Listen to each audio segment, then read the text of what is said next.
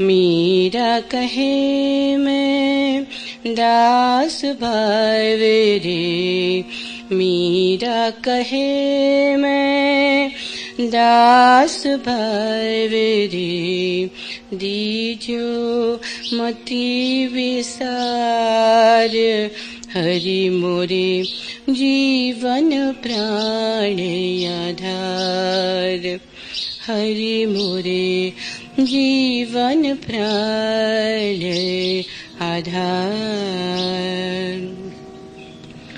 मेरे तो गिरिधर गोपाल, दूसरो न कोई, मेरे तो गिरिधर गोपाल, दूसरो न कोई, मेरे तो गिरिधर गोपाल। जाके सिर मोर मुकुट, मेरो पति सोई, मेरो पति सोई, मेरे तो गिरिधर गोपाल, दूसरो न कोई, मेरे तो गिरिधर गोपाल। छांड दई कुल की कानी, कहा करी है कोई, छांडी दई कुल की कानी, कहा करी है कोई, संतन धिग बैठ बैठ, लोक लाज खोई, लोक लाज खोई, मेरे तो गिरिधर गोपाल, दूसरो न कोई, मेरे तो गिरिधर गोपाल। असुवन जल सींच सींच, प्रेम बेल बोई, असुवन जल सींच सींच, प्रेम बेल बोई, अब तो बेली फैल गई, आनंद फल होई, आनंद फल होई, मेरे तो गिरिधर गोपाल, दूसरो न कोई, मेरे तो गिरिधर गोपाल। भगत देखी राजी हुई, जगत देख रोई, भगत देख राजी हुई, जगत देख रोई, दासी मीरा लाल गिरधर, तारो अब मोही, दासी मीरा लाल गिरधर, तारो अब मोही, तारो अब मोही, मेरे तो गिरधर गोपाल, दूसरो न कोई, मेरे तो गिरधर गोपाल।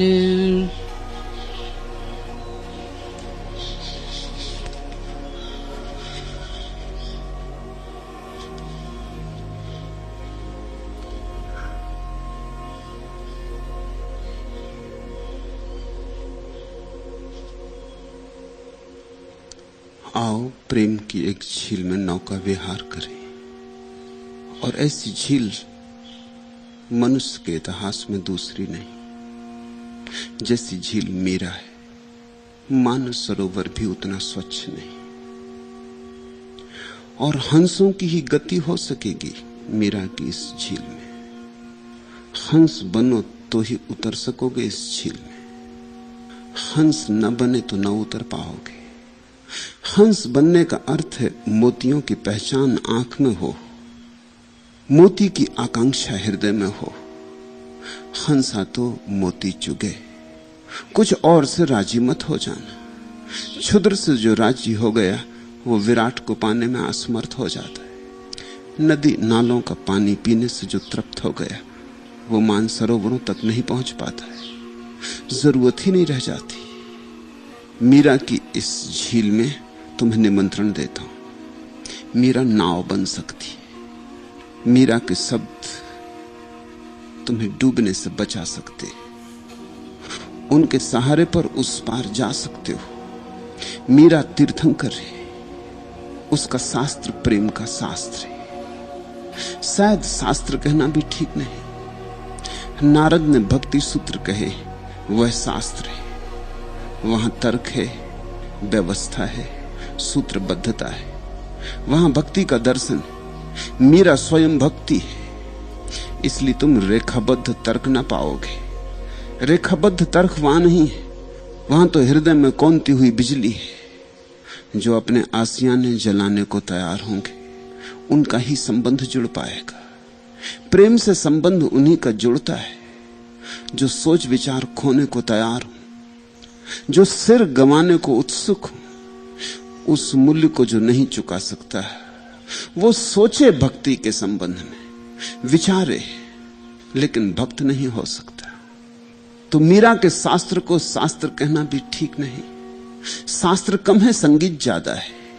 लेकिन संगीत ही तो केवल भक्ति का शास्त्र हो सकता है।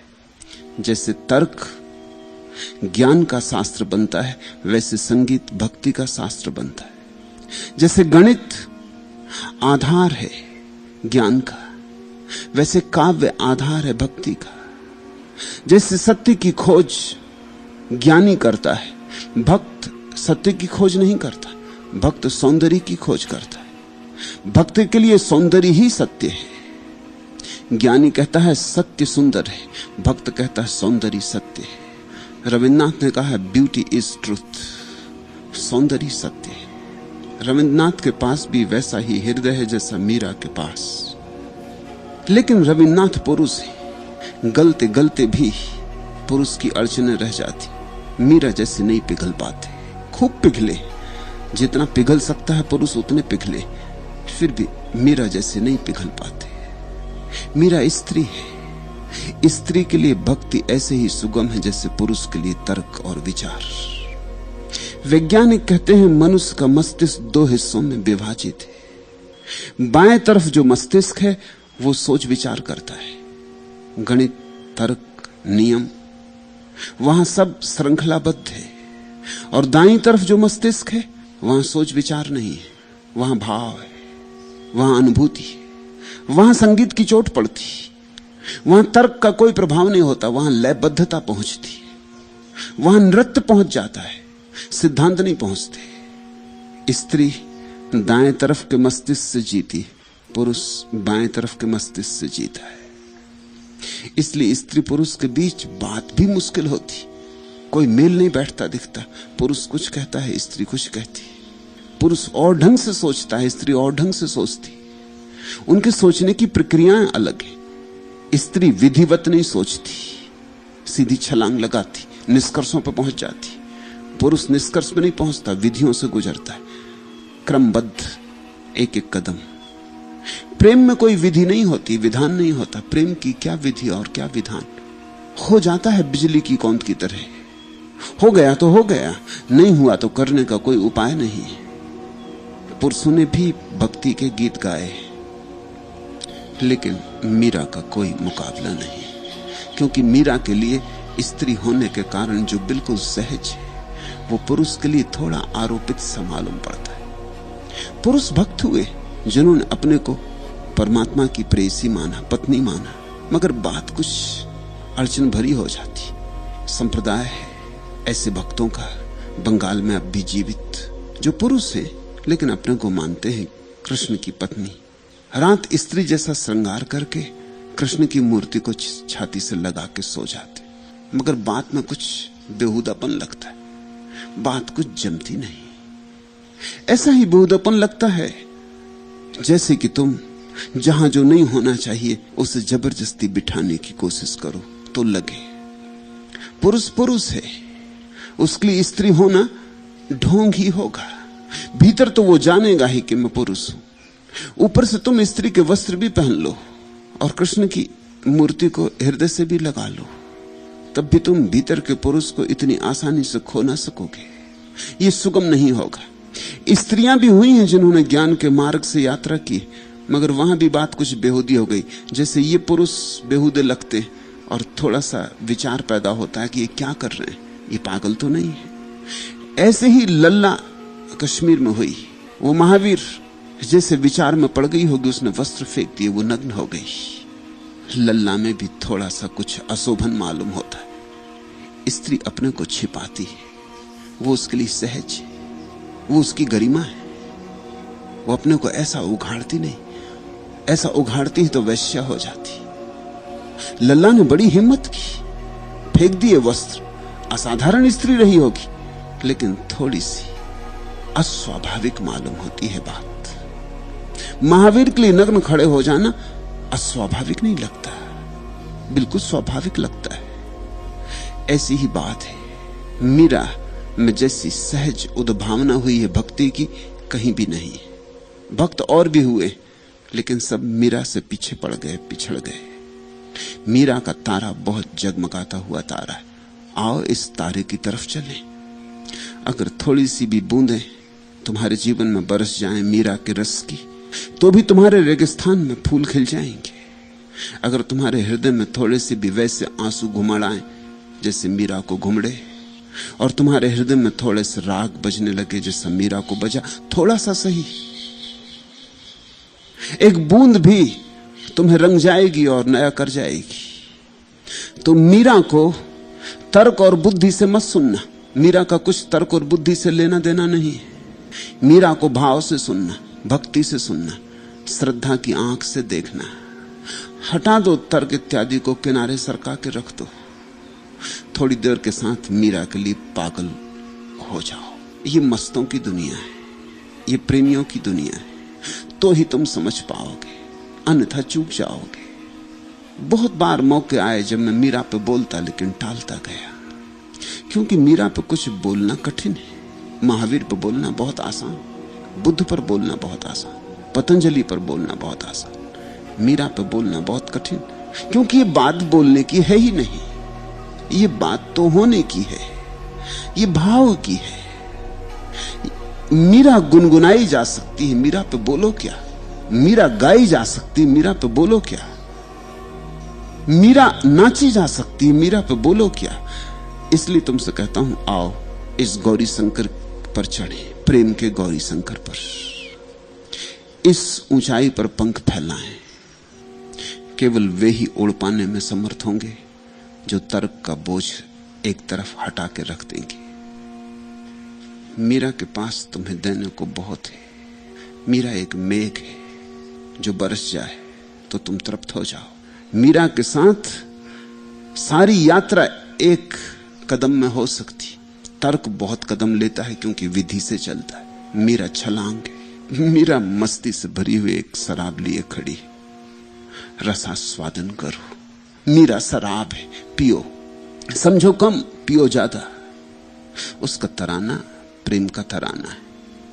मुझे मौका दो कि मैं तुम्हारे हृदय की वीणा को थोड़ा बजा सकूं, तो ही तुम समझ पाओगे। ये मीरा के जो वचन हम सुनेंगे, चर्चा करेंगे, गुनगुनाएंगे, डूबेंगे, इन वचनों में ऊपर से कोई तारतम्य नहीं है।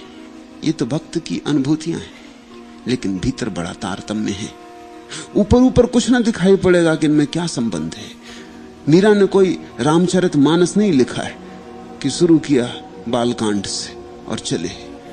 ये तो भाव की अराजक अभिव्यक्तियां हैं। जब उठा भाव गाया, जैसा उठा वैसा गाया। फिर ये लोगों के सामने भी गाई गई बातें नहीं है, ये तो उस परम प्यारे के सामने गाए गए गीत हैं। इन गीतों में सुधार भी नहीं किया गया है। कवि लिखता है तो खूब सुधार संशोधन करता है। ये तो कच्चे कोरे वैसे के वैसे, जैसे खदान से हीरे निकलते, तरासे नहीं गए, बेतरासे, अनगढ़। मीरा को फिक्र नहीं है आदमियों की कि इनमें गीतों में भूल चूक लगेगी, काव्य के नियम पूरे होंगे कि नहीं, मात्राएं ठीक बैठती कि नहीं, इस सब का कोई हिसाब नहीं। तुम जब अपने प्रेमी के सामने गीत गाते हो तो ये सब थोड़ी फिक्र रखते हो। प्रेमी तुम्हारा परीक्षक थोड़ी है। प्रेमी के सामने जब तुम गीत गाते हो तो तुम ये थोड़ी सोचते हो कि गीत भाषा की दृष्टि से, व्याकरण की दृष्टि से, मात्रा छंद की दृष्टि से पूरा है या नहीं। इतना ही देखते हो कि मेरा हृदय इस गीत में उंडल रहा है या नहीं। जब शराब से भरी हुई प्याली हो तो प्याली का आकार कौन देखता है, किस आकार की। तो तुम पियोगे तो समझोगे और तारतम्य भी मिलेगा, लेकिन तारतम्य ऐसा रहेगा, ऊपर ऊपर से दिखाई नहीं पड़ेगा। जैसे गुलाब की झाड़ी पे बहुत से गुलाब के फूल खिले, ऊपर से तो कोई जुड़े दिखाई नहीं पड़ते, कोई छोटा है कोई बड़ा है। और अगर माली कुशल रहा हो तो कोई सफेद है और कोई लाल है और कोई पीला है, सब अलग अलग ढंग के खिले, लेकिन सब एक ही जड़ से जुड़े। वही जड़ तुम्हें दिखाई पड़ जाए तो तुम मीरा के साथ हो लोगे। इसके पहले कि हम मीरा के शब्दों में उतरे, मीरा के संबंध में कुछ बातें समझ लेनी जरूरी है। पहली बात, मीरा का कृष्ण से प्रेम मीरा की तरह शुरू नहीं हुआ। प्रेम का इतना अपूर्व भाव इस तरह शुरू हो भी नहीं सकता। ये कहानी पुरानी है। ये मीरा कृष्ण की पुरानी गोपियों में से एक है। मीरा ने खुद भी इसकी घोषणा की है, लेकिन पंडित तो मानते नहीं, क्योंकि इसके लिए इतिहास का कोई प्रमाण नहीं है। मीरा ने खुद भी कहा है कि कृष्ण के समय में मैं उनकी एक गोपी थी, ललिता मेरा नाम था। मगर पंडित तो इसको टाल जाते हैं, ये बात कोई कह देते हैं किंवदंती है, कथा कहानी है। मैं ऐसा न कर सकूंगा, मैं पंडित नहीं हूं। और 1000 पंडित कहते हो तो उनकी मैं 2 कौड़ी की मानता हूं। मीरा खुद कहती है, उसे मैं स्वीकार करता हूं। सच झूठ का मुझे हिसाब भी नहीं लगाना है। बात के इतिहास होने न होने से कोई प्रयोजन भी नहीं है। मीरा का वक्तव्य, मैं राजी हूं। मीरा जब खुद कहती है तो बात खत्म हो गई। फिर किसी और को इसमें और प्रश्न उठाने का प्रश्न नहीं उठना चाहिए। और जो इस तरह के प्रश्न उठाते हैं वो मीरा को समझ भी ना पाएंगे। अंग्रेजी में एक शब्द है डेजा वू, उसका अर्थ होता है पूर्व भव की स्मृति का अचानक उठाना। कभी कभी तुम्हें भी डेजा वू होता है। कल रात ही एक युवा सन्यासी मुझसे बात कर रहा था। उसने बार बार मुझे पत्र लिखे। वो बड़ा परेशान था, परेशानी होगी ही। उसे कई बार ऐसा लगता है यहां इन गैरिक वस्त्रधारी सन्यासियों के साथ उठते बैठते चलते, कि जैसे पहले भी वो कभी ऐसी ही किसी स्थिति में रहा, पहले कभी किसी जन्म में। इससे बड़ी बेचैनी भी हो जाती। कभी कभी तो कोई घटना उसे ऐसी लगती है कि बिल्कुल फिर से दोहर रही, तो बेचैनी स्वाभाविक है। और पश्चिम से आया युवक है तो बेचैनी और स्वाभाविक है। उसने बहुत बार मुझे लिखा। कल वो विदा होने को आया था, वो जा रहा है वापस, तो मुझसे पूछने लगा, आपने कभी कुछ कहा नहीं कि मैं क्या करूं, मुझे बार बार ऐसा लगता है। तो उसे मैंने कहा कि डेजा वू, ये पूर्व भाव का स्मरण एक वास्तविकता है। बेचैन तो करेगी क्योंकि इससे तर्क का कोई संबंध नहीं जुड़ता। हम यहां नए नहीं हैं, हम यहां प्राचीन हैं, सनातन से हैं। ऐसा कोई समय न था जब तुम न थे, ऐसा कोई समय न था जब मैं न था, ऐसा कोई समय न था, न ऐसा कोई कभी समय होगा जब तुम नहीं हो जाओगे। रहोगे रहोगे रहोगे। रूप बदलेंगे, ढंग बदलेंगे, शैलियां बदलेंगी, अस्तित्व शाश्वत है। जो शाश्वत है वही सत्य है। शेष जो बदलता जाता है वो तो केवल आवरण है। जैसे कोई वस्त्र बदल लेता, तो रामकृष्ण ने मरते वक्त कहा, रो मत, क्योंकि मैं केवल वस्त्र बदल रहा हूं। और रमन ने मरते वक्त कहा, जब किसी ने पूछा कि आप कहां चले जाएंगे, आप कहां जा रहे हैं, हमें छोड़ के कहां जा रहे हैं, तो उन्होंने कहा, बंद करो ये बकवास, मैं कहां जाऊंगा, मैं यहां था और यहीं रहूंगा। जाना कहां है, यही तो एकमात्र अस्तित्व है। रूप बदलते हैं, बीज वृक्ष हो जाता है, वृक्ष बीज हो जाता है, गंगा सागर बन जाती, सागर सूरज की किरणों से चढ़ के मेघ बन जाता है, मेघ फिर गंगा में गिर जाता है, फिर गंगा सागर में गिर जाती है। मगर एक जल की बूंद भी कभी खोई नहीं है। जल उतना ही है जितना सदा से था, और एक भी आत्मा कहीं खोई नहीं। तो मैंने उस युवक को कहा, बिल्कुल घबराओ ना, हो सकता है मेरे पास तुम कभी अतीत में ना भी बैठे हो, ये हो सकता है, क्योंकि अनंत है जगत।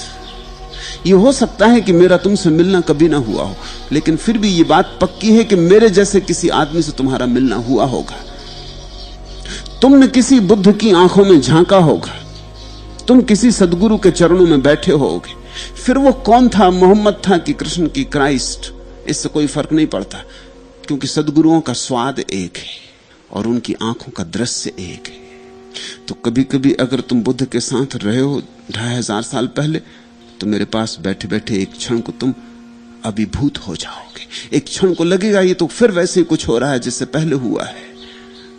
एक क्षण को यहां से तुम विदा हो जाओगे और अतीत का दृश्य खुल जाएगा, कोई पर्दा जैसे पड़ा था, और अचानक तुम पाओगे ये तो वही हो रहा है जो पहले हुआ। शायद कभी ऐसा भी हो सकता है कि मैं तुमसे जो शब्द कहूं वही शब्द तुमसे बुद्ध ने भी कहे हो, और यह भी संभव है कि कभी तुम मेरे साथ भी रहे हो।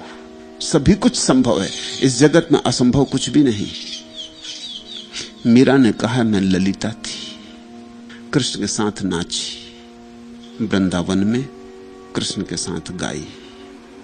ये प्रेम पुराना है, मीरा यही कह रही, ये प्रेम नया नहीं है। और इसकी शुरुआत जिस ढंग से हुई वो शुरुआत भी करती है साफ कि पंडित गलत होंगे, मीरा सही है।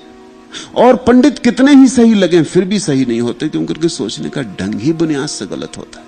वो प्रमाण मांगते, अब प्रमाण क्या, किसी अदालत की सील मोहर लगी हुई कोई फाइल मौजूद करे मीरा कि कृष्ण के समय में थी? कहां से प्रमाण पत्र लाए, गवाह जुटाए? अंतर्भाव पर्याप्त है और उसका अंतर्भाव प्रमाण है।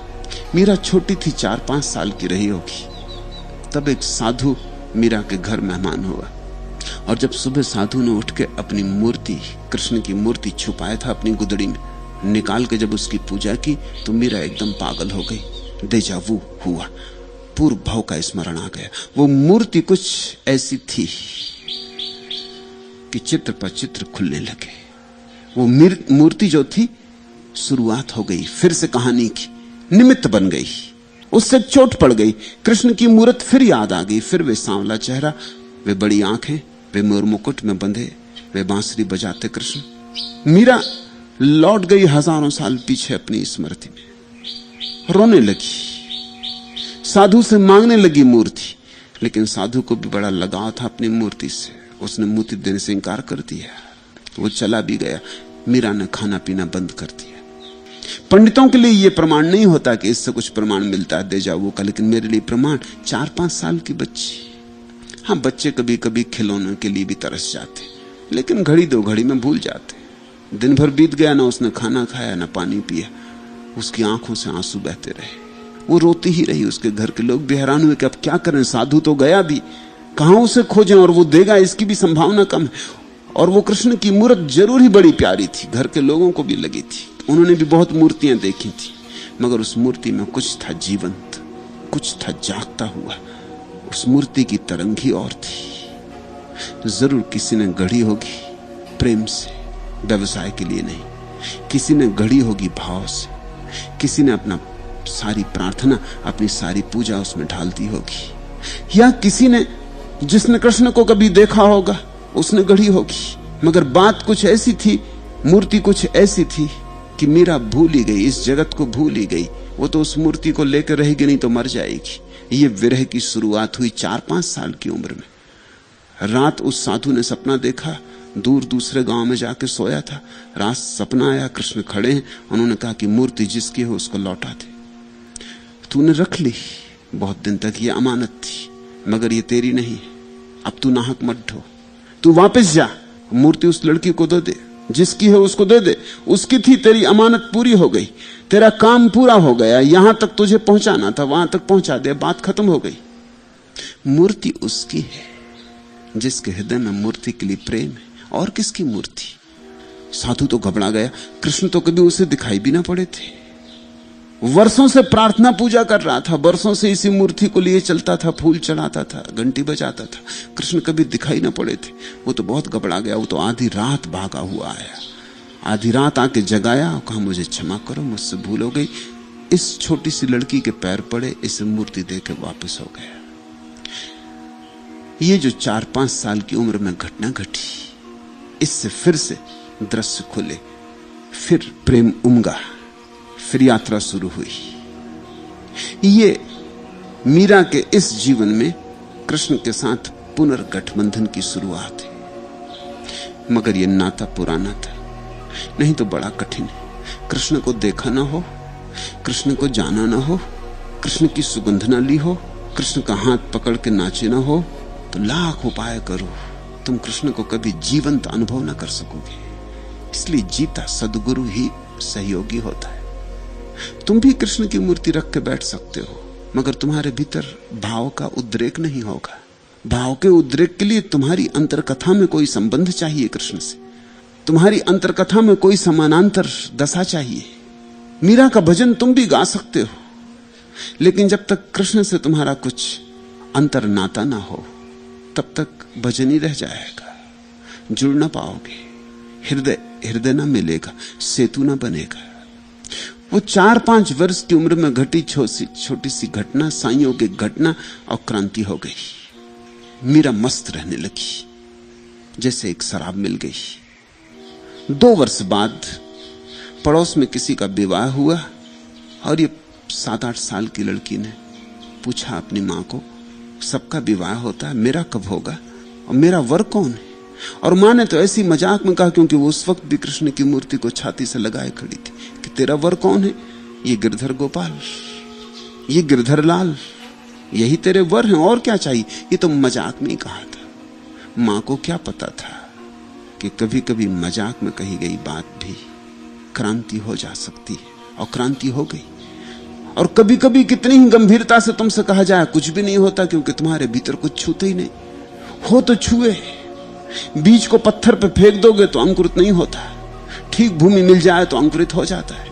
वो ठीक भूमि थी, मां को भी पता नहीं था, सोचती थी कि बच्चे का खिलवाड़ है, कृष्ण एक खिलौना है, मिल गए हैं इसको, सुंदर मूर्ति है, माना तो नाचती गुनगुनाती रहती, ठीक है, अपने उलझी रहती है, कुछ हर्जा भी नहीं। मजाक में कहा था कि तेरे तो और कौन पति, ये गिरधर गोपाल है, ये नंदलाल है। मगर उसका मन उसी दिन भर गया, ये बात हो गई। कभी कभी संयोग महारंभ बन जाते हैं महाप्रस्थान के पथ पर। उसने तो मान ही लिया, वो छोटा सा भोला भाला मन, उसने मान लिया कि यही उसके पति। फिर क्षण भर को भी ये बात डगमगाई नहीं, फिर क्षण भर को भी ये बात भूली नहीं। असल में बचपन में अगर कोई भाव बैठ जाए तो बड़ा दूरगामी होता है। ये बात बैठ गई। उस दिन से उसने अपना सारा प्रेम कृष्ण पर उंडेल दिया। जितना तुम प्रेम उंडोलोगे उतने ही कृष्ण जीवित होते चले गए। पहले अकेली बात करती थी, फिर कृष्ण भी बात करने लगे। पहले अकेली डोलती थी, फिर कृष्ण भी डोलने लगे। ये नाता भक्त का और मूर्ति का ना रहा, भक्त और भगवान का हो गया। और इसके बाद कुछ घटनाएं घटी जो ख्याल में ले लेनी चाहिए, जो महत्वपूर्ण है। मीरा पर जिन लोगों ने किताबें लिखी हैं वो सब लिखते हैं दुर्भाग्य से मीरा की मां मर गई जब वो बहुत छोटी थी। फिर उसके बाबा ने उसे पाला, फिर बाबा मर गए। फिर 17-18 साल की उम्र में उसका विवाह किया गया। फिर उसके पति मर गए। फिर ससुर ने उसकी संभाल की और फिर ससुर भी मर गए। फिर पिता उसकी देखभाल किए, फिर पिता भी मर गए। ऐसी 5 मृत्युएं हुई। जब मीरा कोई 32-33 साल की थी तब तक उसके जीवन में जो भी महत्वपूर्ण व्यक्ति थे सभी मर गए। जिनको भी उसने चाहा था, प्रेम किया था, वो सब मर गए। जो लोग मीरा पे किताबें लिखते हैं वो सब लिखते दुर्भाग्य से, मैं ऐसा नहीं कह सकता, ये सौभाग्य से ही हुआ। वो लिखते हैं दुर्भाग्य से क्योंकि मृत्यु को सभी लोग दुर्भाग्य मानते हैं, लेकिन यही तो मीरा के जन्म का कारण बना। जितना भी प्रेम कहीं था वो सब सिकुड़ता गया। सारा प्रेम गोपाल पे उमड़ता गया। मां से लगाव था, मां चल बसी। उतना प्रेम जो मां से उलझा था वो भी गोपाल के चरणों में रख दिया। फिर बाबा ने पाला, फिर बाबा चल बसे, उनसे प्रेम था वो भी गोपाल के चरणों में रख दिया। ऐसे संसार छोटा होता गया, सिकुड़ता गया और परमात्मा बड़ा होता गया। तो मैं नहीं कह सकता दुर्भाग्य से, मैं तो कहूंगा सौभाग्य से, क्योंकि मृत्यु का मेरे लिए कोई ऐसा भाव नहीं है मृत्यु के प्रति कि वो कोई आवश्यक रूप से अभिशाप है। सब तुम पे निर्भर है। मीरा ने उसका ठीक उपयोग कर लिया। जहां जहां से प्रेम उखड़ता गया, एक एक प्रेम पात्र जाने लगा, वो अपना उस प्रेम को परमात्मा में चढ़ाने लगी। अंतिम सूत्र था पिता का रहना। पिता भी चल बसे, पति भी चल बसे, पिता भी चल बसे। 5 मृत्युआं हो गई सतत। जगत से सारा संबंध टूट गया। उसने ठीक उपयोग कर लिया। जगत से टूटते हुए संबंधों को उसने जगत के प्रति वैराग्य बना लिया, और जगत से जो प्रेम मुक्त हो गया उसको परमात्मा के चरणों में चढ़ा दिया। वो कृष्ण के राग में डूब गई। और इन मृत्युओं ने एक और सौभाग्य का काम किया कि उन्होंने एक बात दिखा दी कि इस जगत में सब क्षणभंगुर है। अगर प्यारा खोजना हो तो शाश्वत में खोजो। यहां कुछ अपना नहीं है। यहां भरमो मत, अपने को भरमाओ मत, भ्रमाओ मत। यहां सब छूट जाने वाला है। यहां मृत्यु ही मृत्यु फैली है। ये मरघट है। यहां बसने के इरादे मत करो। यहां कोई कभी बसा नहीं। अपनी आंख से देखा सबको जाते उसने। 32-33 साल की उम्र कोई बड़ी उम्र नहीं। जवान थी। जवानी में इतनी मौत घटी कि मौत का कांटा उसे ठीक ठीक साफ साफ दिखाई पड़ गया कि जीवन क्षणभंगुर है। और तब उसका मन यहां से विरक्त हो गया। जो यहां से विरक्त है वही परमात्मा में अनुरक्त हो सकता है। तुम दोनों राग एक साथ नहीं पाल सकते हो। तुम 2 नावों पर एक साथ सवार नहीं हो सकते हो। तो जब मैंने तुमसे कहा आओ प्रेम की झील में नौका विहार को चले, तो मैं तुमसे ये कह रहा हूं, अब तुम अपनी संसार की नाव से उतरो, अब परमात्मा को नाव बनाओ। आओ प्रेम के गौरी शंकर पर चढ़े। तो मैं तुमसे ये कह रहा हूं, अपनी अंधेरी घाटियों से लगाव छोड़ो। वहां मृत्यु के सिवाय और कोई भी नहीं। जिन्हें तुमने घर समझा है वो मरघट है। जिन्हें तुमने अपना समझा है साथ हो गया 2 क्षण का। राह पर सब अजनबी हैं। आज नहीं कल सब छूट जाएंगे। तुम अकेले आए हो और अकेले जाओगे, और तुम अकेले हो। इस जगत में सिर्फ एक ही संबंध बन सकता है, और वो संबंध परमात्मा से सारे संबंध बनते हैं और मिट जाते। सुख तो कुछ ज्यादा नहीं लाते, दुख बहुत लाते। सुख की तो केवल आशा रहती है, मिलता कभी नहीं। अनुभव तो दुख ही दुख का होता है। ये जो 5 मृत्युआं थी, ये 5 सीढ़ियां बन गई, और एक एक मृत्यु मीरा को संसार से विमुख करती गई और कृष्ण के सन्मुख करती गई। इधर पीठ हो गई संसार की तरफ, कृष्ण की तरफ मुंह हो गया। धीरे धीरे पहले तो मीरा घर में ही नाचती थी अपने कृष्ण की प्रतिमा पर। फिर बाढ़ की तरह उठने लगा प्रेम। फिर घरों से नहीं समा सका। फिर गांव के मंदिरों में, साधु सत्संगों में, वहां भी नाचने लगी। फिर प्रेम इतना बाढ़ की तरह आना शुरू हुआ कि उसे होश हवास न रहा। वो मगन हो गई, वो तल्लीन हो गई, वो कृष्ण में हो गई। स्वभावतः राजघराने की महिला थी, प्रतिष्ठित परिवार से थी। परिवार को अड़चन आई, परिवार को अड़चन सदा आ जाती। समाज में 1000 तरह की बातें चलने लगी, क्योंकि ये लोकलाज के बाहर थी बात। तुम सोच सकते हो राजस्थान 500 साल पहले, जहां घूंघट के बाहर स्त्रियां नहीं आती थी, जिनका चेहरा कभी लोग नहीं देखते थे। फिर राजघराने की तो और कठिन थी बात, और वो रास्तों पे नाचने लगी, साधारण जनों के बीच नाचने लगी। यद्यपि वो नाच परमात्मा के लिए था, फिर भी घर के लोगों को तो नाच नाच था, उनको तो कुछ फर्क नहीं था। फिर उसके निकटतम जो लोग थे वे जा चुके थे। उसका देवर गद्दी पर था।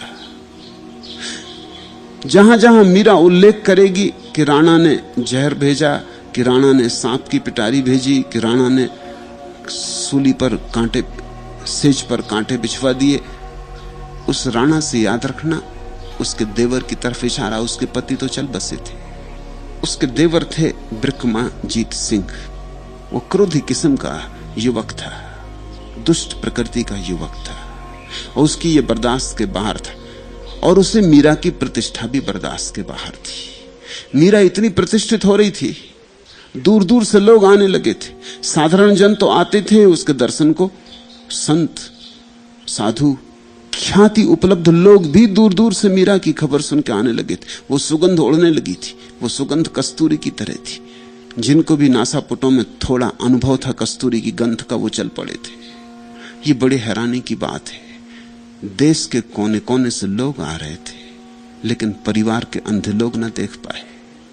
असल में इन लोगों का आना उन्हें और अड़चन का कारण हो गया। मीरा की प्रतिष्ठा उनके अहंकार को चोट करने लगी। जो राणा गद्दी पर था वो सोचता था कि मुझसे भी ऊपर कोई मेरे परिवार में हो, ये बर्दाश्त के बाहर है। फिर हजार बहाने मिल गए, और बहाने सब तर्कयुक्त थे, उन्हें कभी भूल नहीं खोजी जा सकती कि साधारण जनों में मिलने लगी है, घूंघट उघाड़ दिया है, रास्ते पर नाचती है, नाच में कभी वस्त्रों का भी ध्यान नहीं रह जाता। ये अशोभन है, ये राजघर की महिला को शुभ नहीं है। लेकिन जो कहानियां हैं वो ख्याल में लेना। जहर भेजा और मीरा उसे कृष्ण का नाम लेके पी गई। और कहते हैं जहर अमृत हो गया, हो ही जाना चाहिए, होना ही पड़ेगा। इतने प्रेम से, इतने स्वागत से अगर कोई जहर भी पी ले तो अमृत हो ही जाएगा। और अगर तुम क्रोध से, हिंसा से, घृणा से, वैमनस्य से अमृत भी पियो तो जहर हो जाएगा। ख्याल रखना, ऐसा इतिहास में हुआ या नहीं मुझे प्रयोजन नहीं।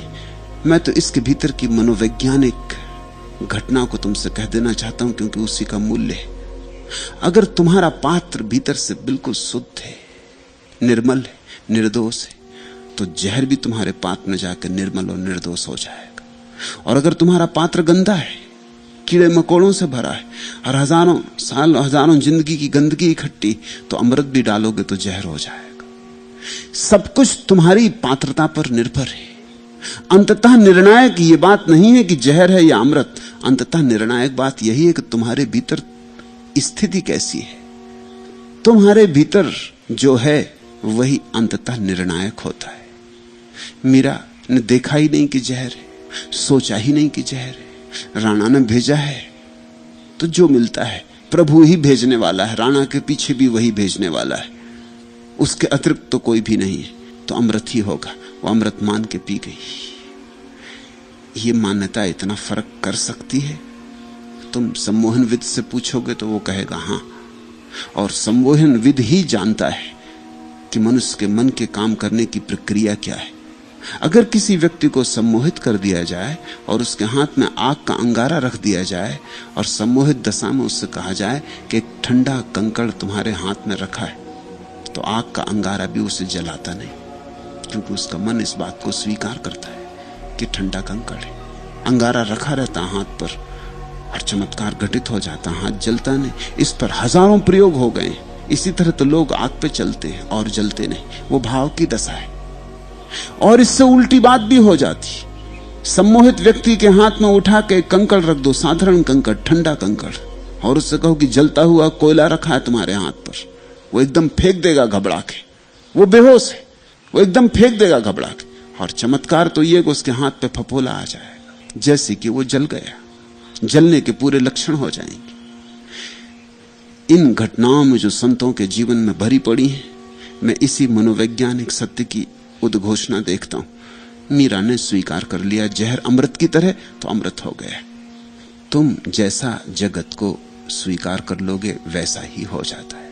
ये जगत तुम्हारी स्वीकृति से निर्मित है। ये जगत तुम्हारी दृष्टि का फैलाव है। सांप एक पिटारी में रख के भेज दिया, जहरीला सांप। उसने पिटारी खोली और उसे तो सांवले कृष्ण ही दिखाई पड़े। उसने उठा के उन्हें गले से लगा लिया। उस सांप ने मीरा को काटा नहीं। सांप इतने अभद्र होते भी नहीं जितना मनुष्य होता है। सांप इतने जड़ होते भी नहीं जितना मनुष्य होता है। मीरा का उसे प्रेम से अपने गले से लगा लेना सांप को भी समझ में आ गया होगा कि यहां कोई शत्रु नहीं, मित्र है। सांप भी तभी हमला करता है जब कोई शत्रु हो, जो कोई चोट पहुंचाने को उत्सुक हो, तभी हमला करता है, नहीं तो हमला नहीं करता है। हमला तो सुरक्षा के लिए है, आत्मरक्षा के लिए है। सांप को तुमसे कोई दुश्मनी नहीं है। तुम कभी सांप पे पैर रख दो या मारने की इच्छा करो तो, और तब तो लोग कहते हैं कि सांप ऐसा होता है कि अगर एक दफा तुमने उससे दुश्मनी ले ली तो जिंदगी भर तुमसे बदला लेने की कोशिश करता है, भूलते ही नहीं। उसकी स्मृति बड़ी मजबूत है। लेकिन मीरा ने जब उससे प्रेम से गले लगा लिया होगा तो उस तरंग को उसने भी समझा होगा, उस प्रेम में वो भी डूबा होगा। इस स्त्री को काटा नहीं जा सकता। समझने फिर से दोहरा दूं, इतिहास से मुझे प्रयोजन नहीं है। इतिहास से भी ज्यादा मूल्यवान है इन घटनाओं के पीछे छिपा हुआ मनस्तत्व, क्योंकि वही तुम समझोगे तो काम का है।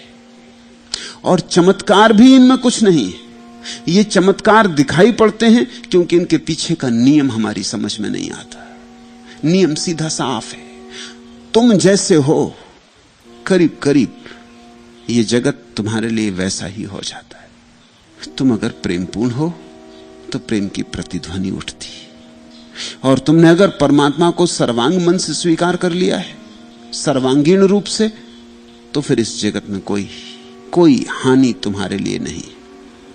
लेकिन यह बात बहुत घटी और उसका मीरा का रहना गांव में मुश्किल हो गया, तो उसने राजस्थान छोड़ दिया। वो वृंदावन चली गई, अपने प्यारे की बस्ती में चले उसने सोचा। कृष्ण के गांव चली गई, लेकिन वहां भी झंझटें शुरू हो गई, क्योंकि कृष्ण तो अब वहां नहीं थे। कृष्ण के गांव पर पंडितों का कब्जा था, ब्राह्मण, पंडित, पुरोहित। बड़ी प्यारी घटना है, जब मीरा वृंदावन के सबसे प्रतिष्ठित मंदिर में पहुंची तो उसे दरवाजे पर रोकने की कोशिश की गई, क्योंकि उस मंदिर में स्त्रियों का प्रवेश निषिद्ध था। क्योंकि उस मंदिर का जो महंत था वो स्त्रियां नहीं देखता था। वो कहता था ब्रह्मचारी को स्त्री नहीं देखनी चाहिए, तो स्त्रियां नहीं देखता था। मीरा स्त्री थी तो रोकने की व्यवस्था की गई थी, लेकिन जो लोग रोकने द्वार पर खड़े थे वो किम कर्तव्य विमूढ़ हो गए। जब मीरा नाचती हुई आई, अपने हाथ में अपना एक तारा लिए बजाती हुई आई, और जब उसके पीछे भक्तों का हुजूम आया और शराब छलकती चारों तरफ और सब मदमस्त, उस मस्ती में वो जो द्वारपाल खड़े थे वो भी ठिठक के खड़े हो गए। वो भूल ही गए कि रोकना है। तब तक तो मीरा भीतर प्रविष्ट हो गई, हवा की लहर थी एक, भीतर प्रविष्ट हो गई, पहुंच गई बीच मंदिर में। पुजारी तो घबरा गया। पुजारी पूजा कर रहा था कृष्ण के, उसके हाथ से थाल गिर गया। उसने वर्षों से स्त्री नहीं देखी थी, इस मंदिर में स्त्री का निषेध था। ये स्त्री यहां भीतर कैसे आ गई? अब तुम थोड़ा सोचना, द्वार पर खड़े द्वारपाल भी डूब गए भाव में, पुजारी ना डूब सका? नहीं, पुजारी इस जगत में सबसे ज्यादा अंधे लोग हैं, और पंडितों से ज्यादा जड़ बुद्धि खोजने कठिन है। द्वार पर खड़े द्वारपाल भी डूब गए इस रस में। ये जो मदमाती, ये जो अलमस्त मीरा आई, ये जो लहर आई, इसमें वे भी भूल गए, क्षण भर को भूल ही गए कि हमारा काम क्या है। याद आई होगी तब तक तो मीरा भीतर जा चुकी थी। तो बिजली की कौन थी? तब तक तो एक तारा उसका भीतर बज रहा था, भीड़ भीतर चली गई थी। जब तक उन्हें होश आया तब तक तो बात चूक गई थी। लेकिन पंडित नहीं डूबा। कृष्ण के सामने मीरा आके नाच रही, लेकिन पंडित नहीं डूबा। उसने कहा, ए औरत, तुझे समझ है कि इस मंदिर में स्त्री का निषेध है? मीरा ने सुना। मीरा ने कहा, मैं तो सोचती थी कि कृष्ण के अतिरिक्त तो और कोई पुरुष है नहीं, तो तुम भी पुरुष हो। मैं तो कृष्ण को ही बस पुरुष मानती हूं, और तो सारा जगत उनकी गोपी है, उनके ही साथ रास चल रहा। तो तुम भी पुरुष हो? मैंने सोचा नहीं था कि दो पुरुष हैं। तो तुम प्रतियोगी हो? वो तो घबरा गया। पंडित तो समझाने के अब क्या उत्तर दे।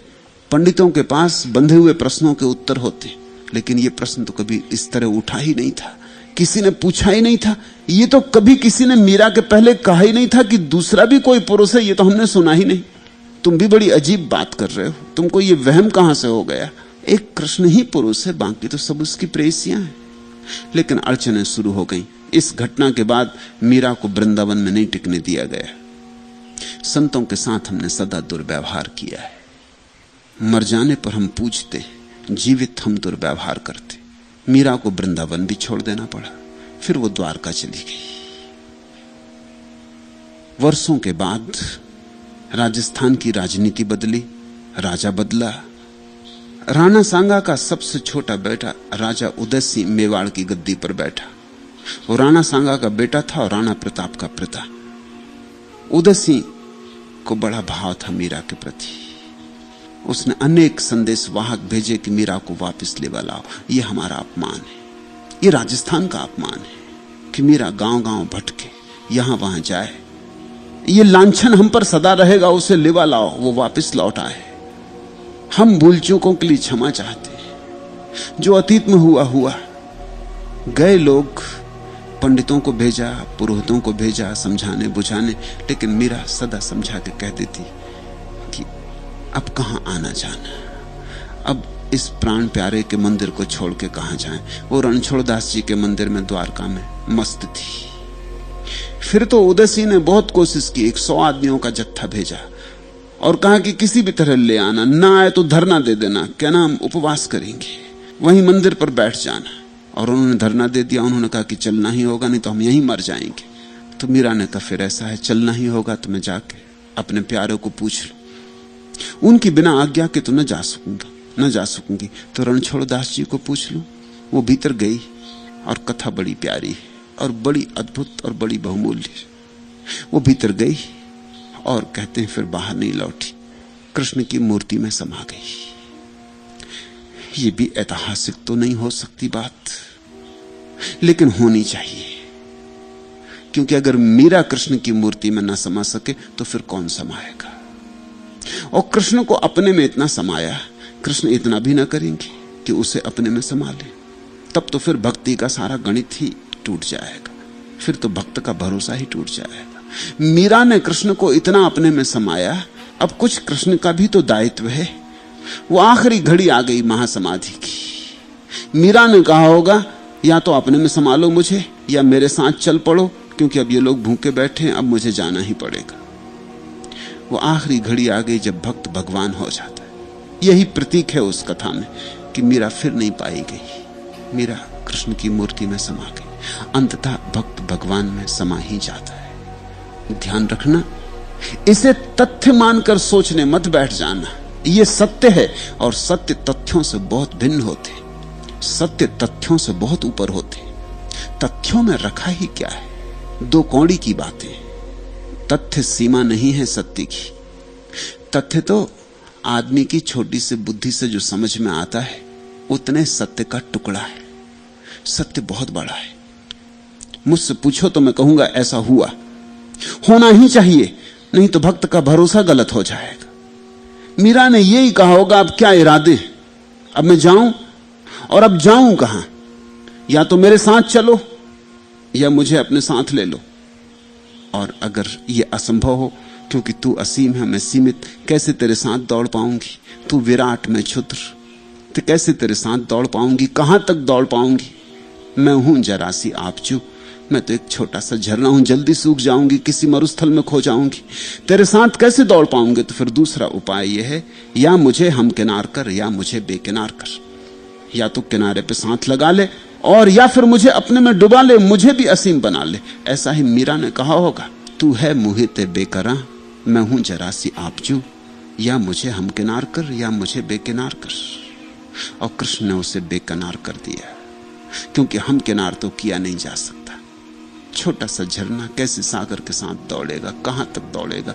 थक जाएगा, टूट जाएगा, उखड़ जाएगा, सूख जाएगा। ये तो नहीं हो सकता। मीरा को बेकिनार कर दिया, अपने में ले लिया। मीरा को ले लिया कृष्ण ने अपने में, लालाचार कर दिया।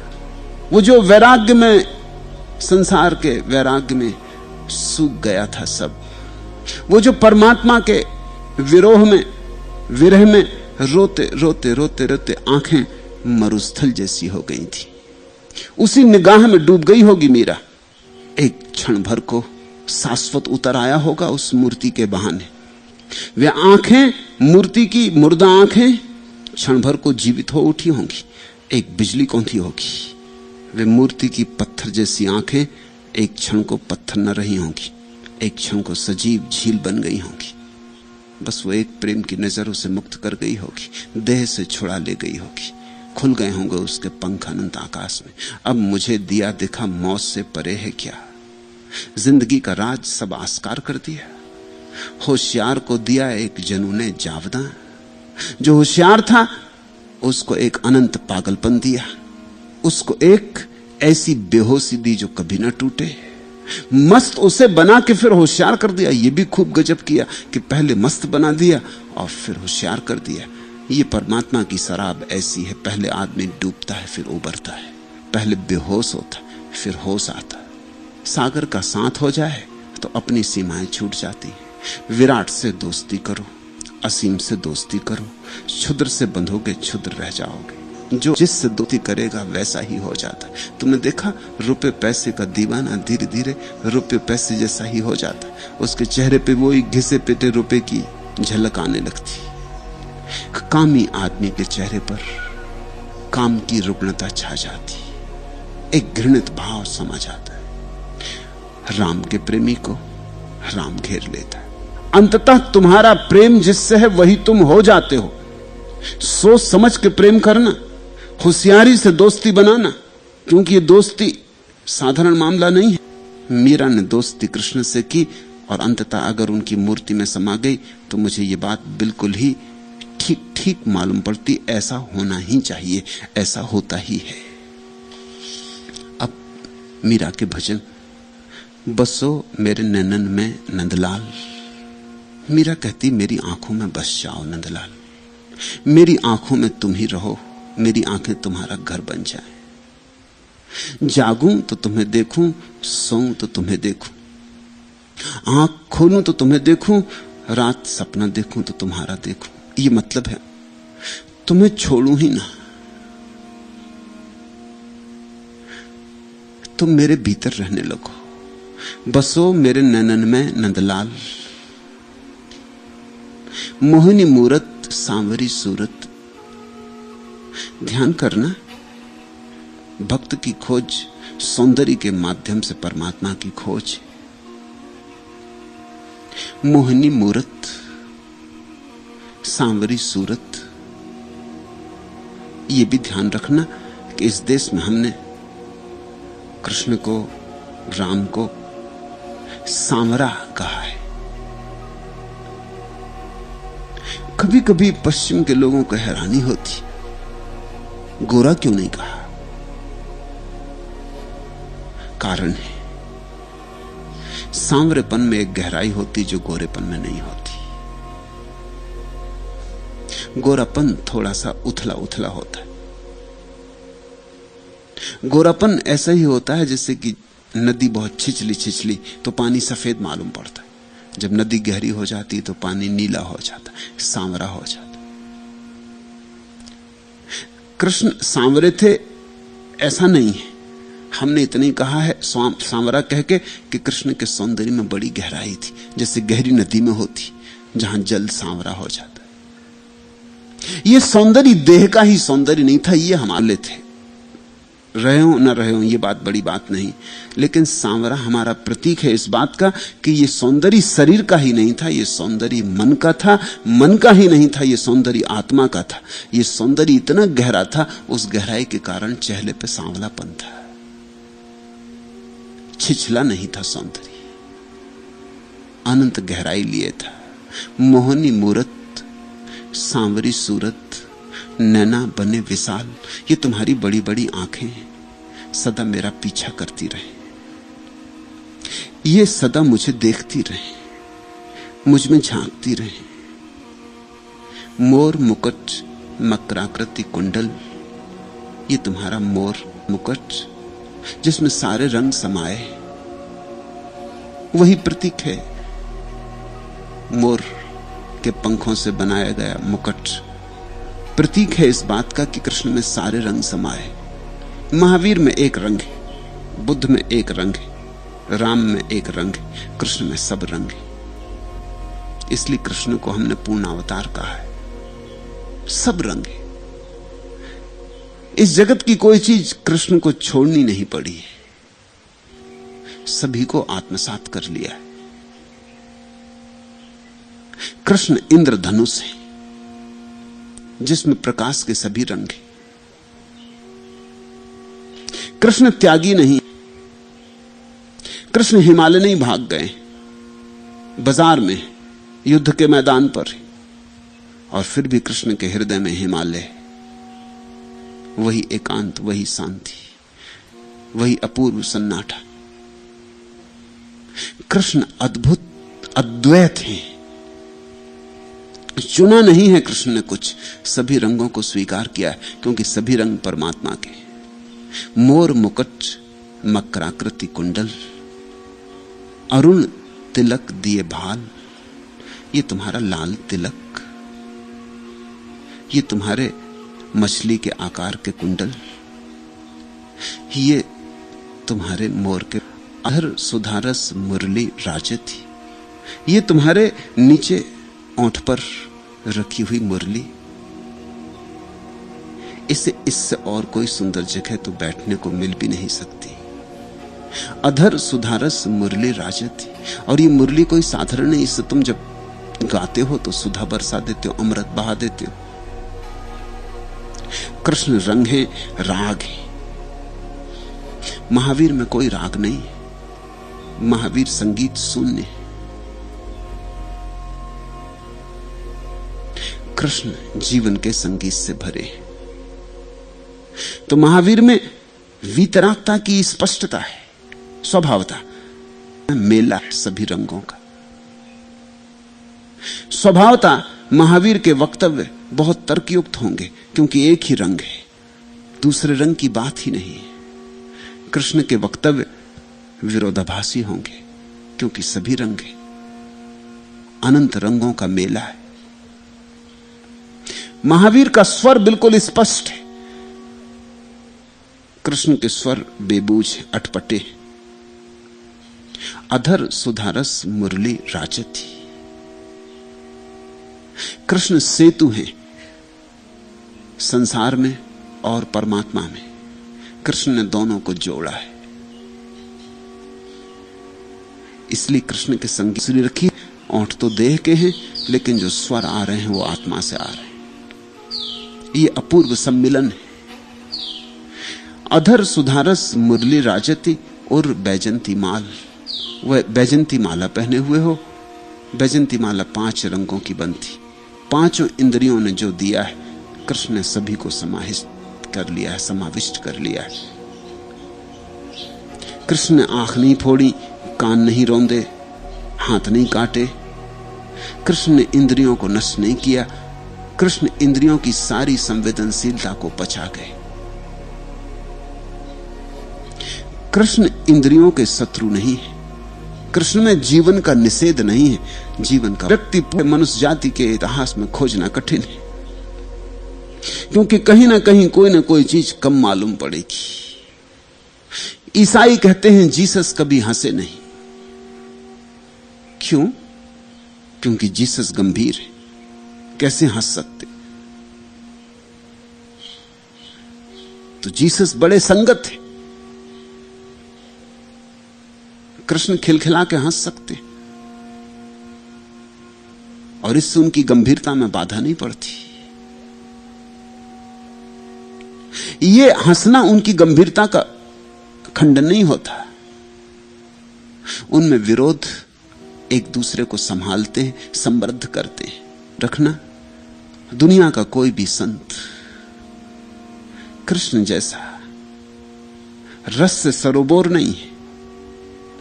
कुछ है और बड़ी मात्रा में, लेकिन कुछ बिल्कुल नहीं है।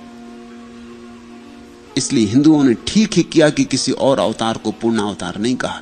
बुद्ध को भी पूर्ण अवतार नहीं कहा, राम को भी पूर्ण अवतार नहीं कहा। अवतार कहा, परमात्मा आंशिक रूप में उतरा है, एक ढंग से उतरा है। बुद्ध में ध्यान की तरह उतरा है, कि महावीर में त्याग की तरह उतरा है। तो महावीर का जो त्याग है वो चरम है, मगर बस त्याग है। एकांगी है व्यक्तित्व, एक तल पर आ गए। कृष्ण में कुछ कमी नहीं है। निश्चित ही खतरा भी है, क्योंकि कुछ कमी ना होने की वजह से सब कुछ है, तुम जो चाहो चुन लो। इसलिए कृष्ण के भक्तों ने जो चाहा चुन लिया। किसी ने एक बात चुन ली, किसी ने दूसरी बात चुन ली, किसी ने गीता चुन ली, तो वो भागवत नहीं पढ़ता, क्योंकि भागवत में मुश्किल हो जाती है उसे कृष्ण गीता के जसते। किसी ने भागवत चुन ली तो गीता की बहुत फिक्र नहीं करता। सूरदास कृष्ण के बचपन के गीत गाते। तुमने पढ़ा ना कि सूरदास की कहानी, एक सुंदर स्त्री को देख कर उन्होंने अपनी आंखें फोड़ ली, फिर तो जीना ही मुश्किल हो जाएगा। यह बात ठीक नहीं है, लेकिन उन्होंने चुन लिया है। अब यह बात कहां जमती कृष्ण के साथ, जो कि नदी के तट पर नहाती हुई स्त्रियों के कपड़े लेकर वृक्ष पर बैठ जा सकता है। उसके साथ ये सूरदास की दोस्ती कैसे जमेगी? एक स्त्री को देख के न आंखें फोड़ ली कि कहीं इससे काम वासना न जग जाए। और इनके जो गुरु हैं वो नहाती अपरिचित स्त्रियों के कपड़े उठा के झाड़ पे बैठ गए। नहीं, ये बात जमती नहीं। तो इसलिए सूरदास ने कृष्ण के बचपन को चुन लिया। वो उनके बचपन की बातें करते हैं। कृष्ण की गई उसकी बात करने में डरते हैं कि जरा खतरा है। उसकी बात करने वाले लोग भी हैं, जैसे गीत गोविंद में जयदेव ने उसी की बात की है। मध्य युग में रीतकालीन कवियों ने बस कृष्ण के उसी श्रृंगारिक रूप की चर्चा की, उसी भोग विलास को खूब बढ़ा के बताया। ये दोनों बातें गलत हैं। कृष्ण को समझना हो तो पूरा ही समझना चाहिए, अंग नहीं चुनने चाहिए। पूरा ही समझोगे तो ही कृष्ण के साथ जाति करने से बचोगे, नहीं तो जाति हो जाएगी। फिर मैं समझता हूं कि पूरा समझने में तुम्हें बहुत दिक्कत है, क्योंकि तब बहुत सी असंगत है जब तक कृष्ण मैं ना हो जाओ। कृष्ण की चेतना ही तुम्हारे भीतर जन्मे तो ही तुम तालमेल बिठा पाओगे, तभी तुम जान पाओगे ये सब अंग एक दूसरे के विपरीत नहीं है, बल्कि एक दूसरे को समृद्ध करते हैं। रात दिन के खिलाफ नहीं है, रात से ही दिन पैदा होता है, और दिन रात का दुश्मन नहीं है, क्योंकि दिन से ही रात पैदा होती। जीवन और मृत्यु सब जुड़े, संयुक्त है। मोर मुकुट मुकुराकृति कुंडल, अरुण तिलक दिए भाल, अधर सुधारस मुरली राजती, उर बैजंती माल, क्षुद्र घंटिका घुंघरू थे, क्षुद्र घंटिका कटितट शोभित, नूपर शब्द रसाल, जिनसे मीठा मीठा स्वर हो रहा है। मेरा प्रभु संतन सुखदाई। मीरा कहती है, प्रभु जिनके पास तुम्हें देखने की आंखें हैं उनके लिए तुम कितने सुखदाई हो। मीरा प्रभु संतन सुखदाई, भक्त बछल गोपाल। और तुम भक्तों के प्रति कितने अपूर्व प्रेम से भरे हो, वात्सल्य से। वात्सल्य शब्द को समझ लेना, भक्त वत्सल गोपाल। वात्सल्य का अर्थ होता है ऐसा प्रेम जैसा मां को छोटे से बच्चे के लिए होता है। अडल जीत हो, कुछ भी तो नहीं है उसके पास पात्रता, लेकिन मां उसे प्रेम करती है। ये प्रेम किसी भी पात्रता के कारण नहीं है। बच्चा बिल्कुल अपात्र है, अबोध है और असहाय है। बच्चे से कुछ भी तो उत्तर में नहीं मिल सकता, इसलिए सौदा नहीं है, इसमें देना ही देना है।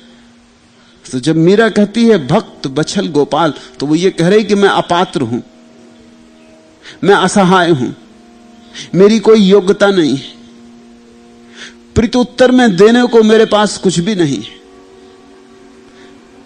जब एक तरफ से दिया जाता है और दूसरी तरफ योग्यता भी नहीं होती लेने की, और तो देने की बात अलग, बच्चे में योग्यता भी नहीं होती लेने की, वो इतना भी कह दे मां को कि धन्यवाद।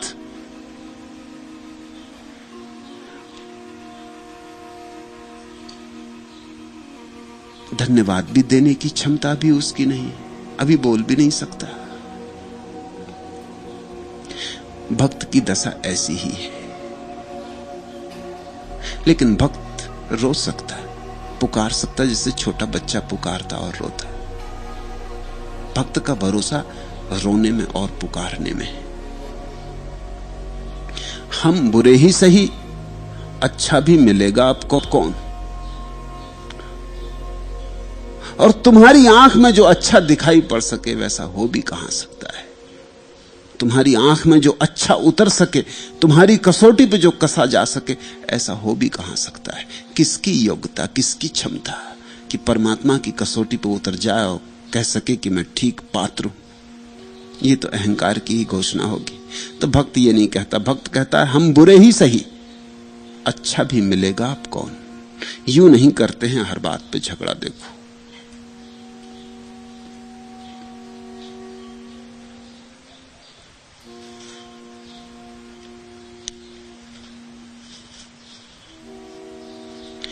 हरि मोरे द्वार द्वार दरवाजे दरवाजे खटका लिए, हरि मोरो जीवन प्राण आधार। तुम्हारे बिना और कोई मेरा आसरा है नहीं, और आसरो नाही तुम बिन तीनों लोक मझार। आप बिना मुझे कछु न स्वाभ है, निरखो सब संसार। एक एक चीज की परख कर ली, सब धोखा ही धोखा पाया। जिनको अपना माना वो बीच में छोड़ के चले गए, जिन पे भरोसा किया धोखा दे गए। जहां फूल समझे वहां कांटे पाए, जहां प्रेम की झलक दिखी थी खोजने पर सिर्फ घृणा का जहर मिला। दौड़े बहुत मरुस्थलों में, मरुधानों की तलाश में, लेकिन जब भी हाथ आई तो रूखी रेत ही हाथ। मैं कहती मैं तो तुम्हारी दासी हूं, दीजो मति बिसार। और तो क्या कहूं, मैं तो जितना बनता है याद रखती हूं, लेकिन मेरे याद रखने से क्या होगा अगर तुमने याद ना किया। अकेले मेरे याद करने से क्या होगा अगर तुमने बिसार दिया। तो भक्त कहता है मैं याद करता हूं, लेकिन मेरी याद भी मेरे ही जैसी कच्ची है, मेरी याद भी मेरी अपात्रता से भरी है। मैं भूल भी जाऊं तो तुम मत भूल जाना। भक्त भगवान से ऐसे संवाद करता रहता निरंतर। दूसरे तो उसे इसलिए पागल समझते। बैठे अपनी मूर्ति के सामने और बातें कर रहे हैं। हम उससे बात कर रहे हैं जो सदा रहेगा, तुम उससे बात कर रहे हो जो अभी चला जाए पता नहीं। ये सांस आई और ना आए, तुम किससे बात कर रहे हो? मरघट पे बैठे कब्रें एक दूसरे से बात कर रही। भक्त कहता है हम उससे बात कर रहे हैं जो है। मेरो तो गुरधर गोपाल दूसरा न कोई, जाके सिर मोर मुकुट मेरो पति सोई। छाड़ दई कुल की कहानी कहा करी है कोई। ख्याल करना इस वचन पर। जिन्हें भी जाना है परमात्मा की तलाश में, उन्हें हृदय पर खोद कर रख लेना चाहिए ये वचन। छाड़ दई कुल की कहानी कहा करी है। बहुत से बहुत पागल कहेंगे, दीवानी कहेंगे, सो ठीक स्वीकार है। परमात्मा के प्रेम में दीवाना होना बेहतर, धन के प्रेम में होशियार होने की बजाय, पद के प्रेम में होशियारी की बजाय प्रभु के प्रेम में पागल होना बेहतर। संतन ढिग बैठ बैठ लोकलाज खोई। मीरा कहती संतों के पास बैठ बैठ के वो जो लोकलाज का व्यर्थ आडंबर था, बोझ था, वो सब उतार दिया। संत के पास बैठ के भी अगर लोकलाज न खोई तो संत से कुछ सीखा नहीं। इसलिए तो संतों से समाज सदा विपरीत पड़ जाता है, क्योंकि समाज की व्यवस्था दो कौड़ी के हो जाते हैं, क्योंकि जब आत्मा के नियम उतरने शुरू होते।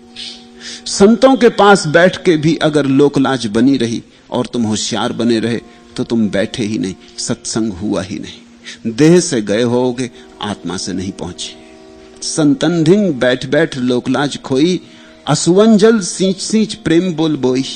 और तो कोई रास्ता भी नहीं। भक्ति की बेल को बोना हो तो आंसू से ही सींचना पड़ता है।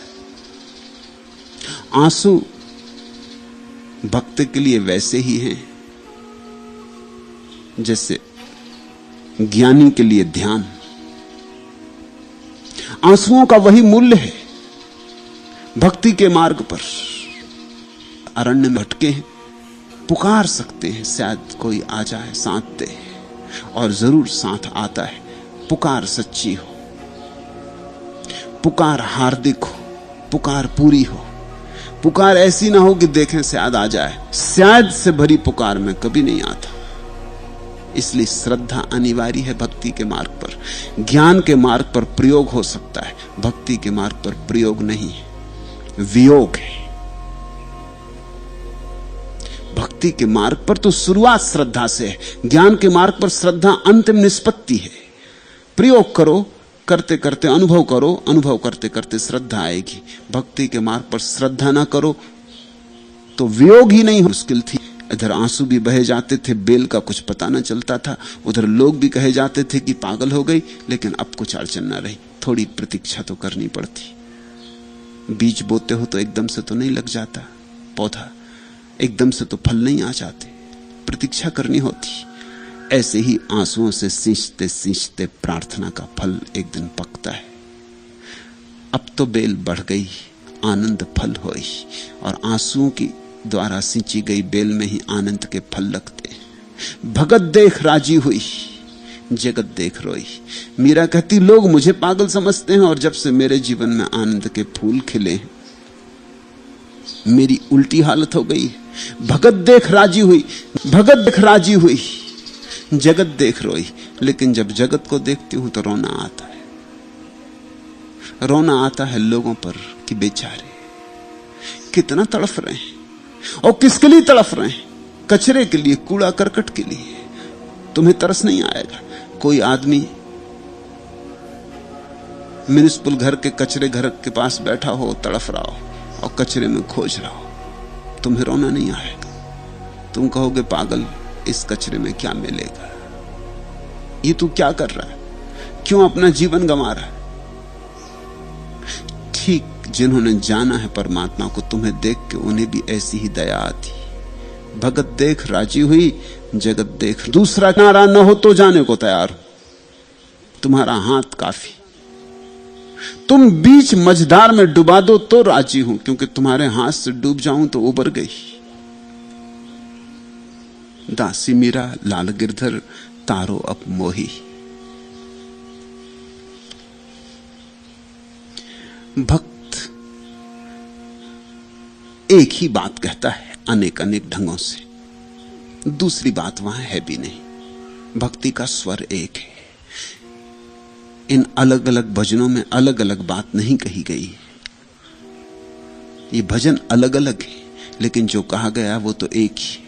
हर लम्हा मेरे चंचल मन के अरमान बदल, वही पुराना उन्वान बदलते रहते, लेकिन शीर्षक बदल जाते।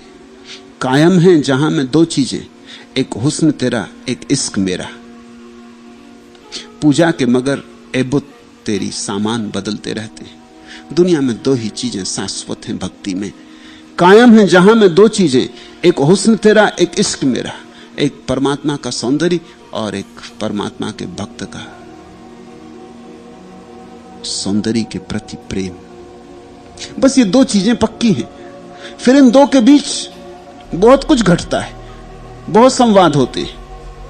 पूजा के मगर ए बुत तेरी सामान बदलते रहते हैं। कभी फूल से पूजा और कभी धूप दीप से, फिर इसकी शिकायत क्या, तेरे फरमान बदलते रहते।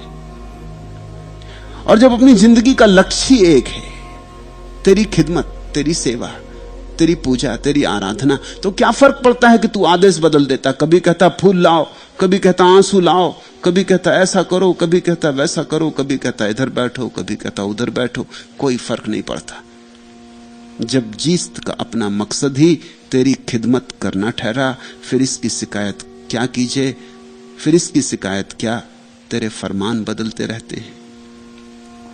बुद्ध पूजते हैं, मैं पीते हैं, करते हैं तवाफे काबा भी। यूं अहले नजर तेरी खातिर ईमान बदलते रहते।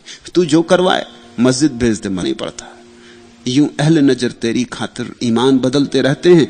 कायम है जहां में दो चीजें, एक हुस्न तेरा, एक इश्क मेरा। पूजा के मगर ए बुत तेरी सामान बदलते रहते हैं। इन अलग अलग वचनों में अलग अलग कुछ भी ना पाओगे। एक ही बात बहुत बहुत ढंग से कही गई है। एक ही बात, एक ही पुकार बहुत बहुत रागों में गाई गई है। उन्वान अलग अलग है, शीर्षक अलग अलग है, कहानी पुरानी है।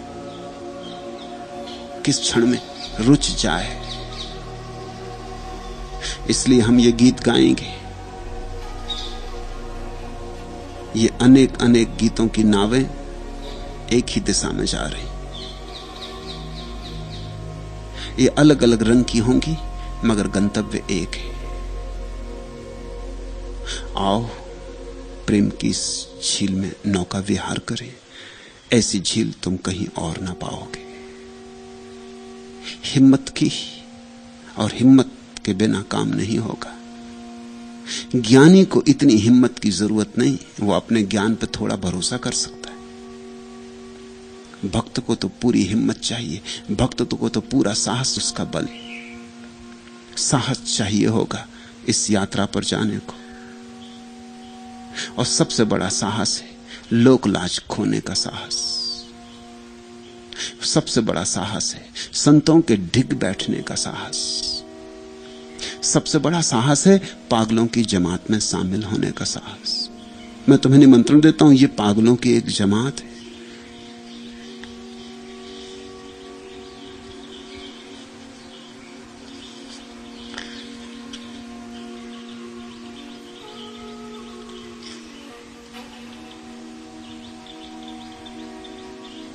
कौन दुनिया पर भला तकिया करे, है सहारा एक तेरे।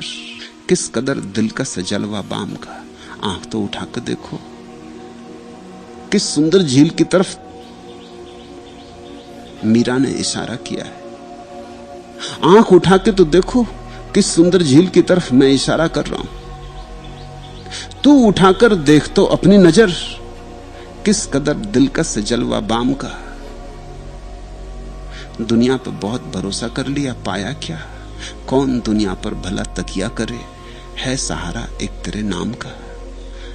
अब परमात्मा पर भरोसा करके भी देखो, जो भी हूं तेरी रहमत के तुफैल। हो तुम जो भी उसके कारण हो, लेकिन तो वाले दिनों में हम कुल्हड़ में शराब ढालने वाले नहीं। तुम्हें जितनी पीनी हो पी लेना, यहां कुल्हड़ों का कोई काम नहीं, तौल तौल के नहीं देनी। तो इस मधुशाला में तुम्हें निमंत्रण देता हूं,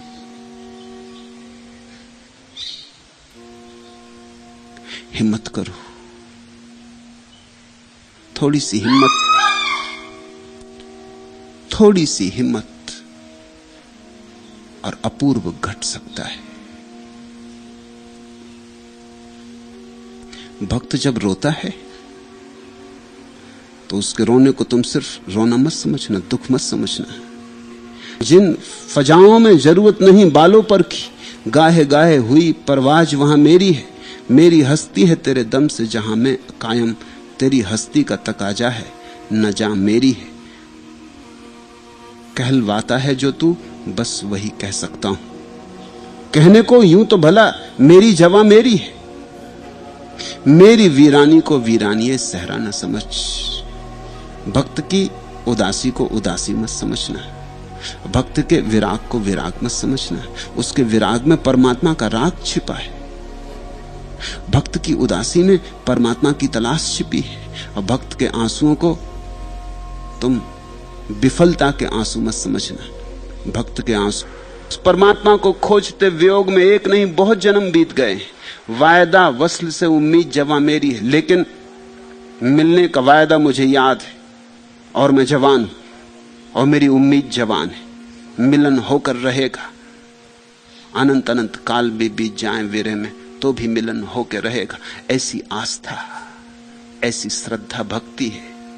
देखी हैं लाखों बहारें मेरी आंखों ने, मगर हुई आखिर नजर अफरोज खिजा मेरी है। अर्श से चंद कदम है, अर्श से चंद कदम आगे है मस्तों का मुकाम। ये जो पागलों की जमात यहां बैठी है, इसका मुकाम आकाश के थोड़ा आगे है।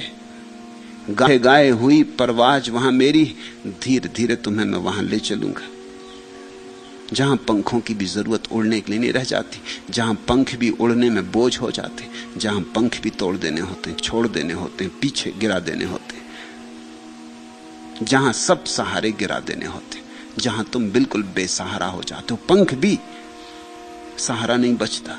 जिन फजाओं में जरूरत नहीं बालों पर की, गाहे गाहे हुई परवाज वहां मेरी है। मेरी हस्ती है तेरे दम से जहां मैं कायम, तेरी हस्ती का तकाजा है ना जा मेरी। भक्त जानता है कि मैं तेरी वजह से हूं, तू ही है मेरे भीतर, मेरे प्राण तू है, मेरी आत्मा तू है। मैं नहीं हूं, तू जन्मों में ही हुआ, वो क्षणों में भी हो सकता है। पुकार चाहिए, इस प्रेम की बेल को आंसुओं से सींचो। आज इतना है।